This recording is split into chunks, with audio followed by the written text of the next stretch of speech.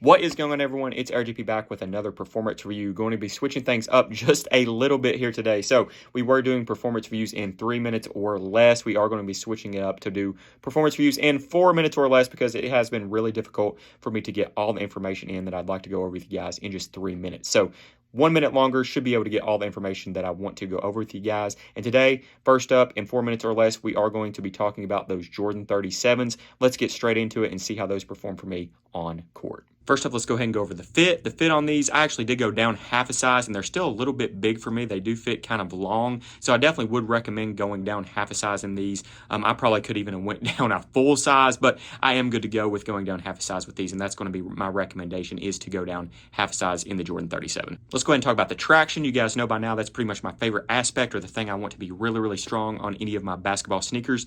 The Jordan 37 had really great traction setup, really liked the pattern, really liked how it felt on court, had no issues laterally, vertically, starting, stopping, cutting, everything was all good to go in the Jordan 37. Straight out of the box basically as well. I didn't really have any break-in time. One of the courts I play on is normally pretty dusty, a little bit dirty almost all the time, and I didn't even have any issues wiping or anything on that court. So you're good to go from a traction standpoint in the Jordan 37.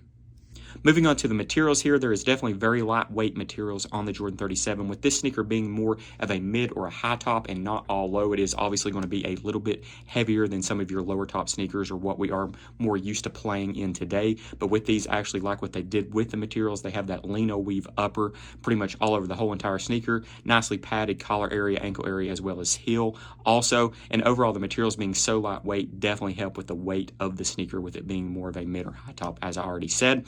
And overall, if you like lightweight materials, these are definitely going to be durable in my opinion. Seem very, very strong. I will say with this colorway, I haven't seen all the colorways, but with this actual one, you can kind of see through the actual materials when you are playing in them or do have them on foot. So you better wear some pretty cool socks with these. Let's talk about the cushion just a little bit on the Jordan 37. So you are going to have Formula 23 foam as well as double stacked air in the forefoot. You definitely can feel that air in the forefoot, especially if you're on your toes or trying to bounce back really quickly. It is pretty responsive in my opinion, but at the same time, you do get a whole lot of court feel in this actual sneaker. You do have good impact protection in the heel, but at the same time, I did notice a lot more court feel than actual very, very plush cushion or anything like that. But it's something that I'm not complaining about whatsoever. I do usually prefer court feel over cushion. In the first place, I like enough cushion to get me by, but I do like having that court feel, and these definitely is that's definitely what I got out of these, and I actually really liked how the cushion setup felt on court in the Jordan 37.